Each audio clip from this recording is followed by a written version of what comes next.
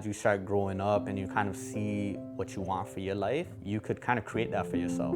So even though someone might be like, oh, what good has come out of Jane and Finch? I think everything could come out of it. When you say what good, to me that comes up to like the seeds you sow. So if you sow a lot of seeds or you put in a lot of work from years prior to now, what good in 5 years could be what's great. My name is Deluxson Yogarajah. I go by Delux for short. I was born and raised in Jane and Finch all my life. I am now in community work, so I particularly am in the youth violence prevention role with the Jane Finch Center.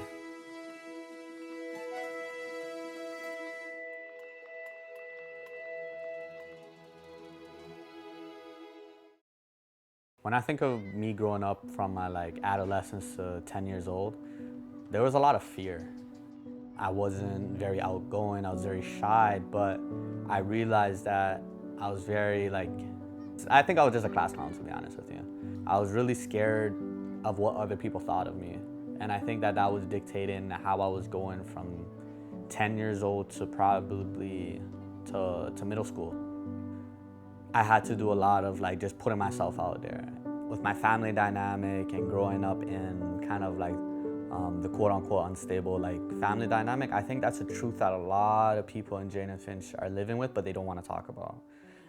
For me, I was able to kind of find confidence and relatability through that, really. So when we're younger and you're with different friends and family, you kind of could relate to oh, my family does that, oh, my family does that too, oh, how would you? So there's that emotional connection piece. Growing up, there was a lot of emotional instability that would affect me into my day-to-days. Maybe there's an argument that sat with me the last couple of days and I go into school and you got to pretend to be happy, but I didn't know it was emotionally draining me. And for me, a lot of that numbness is then carrying over to my day-to-day lives. Is when people were trying to talk to me about things when I was younger, I wasn't trying to hear it really, or I'd listen to them for the sake of listening to it, but I didn't register anything.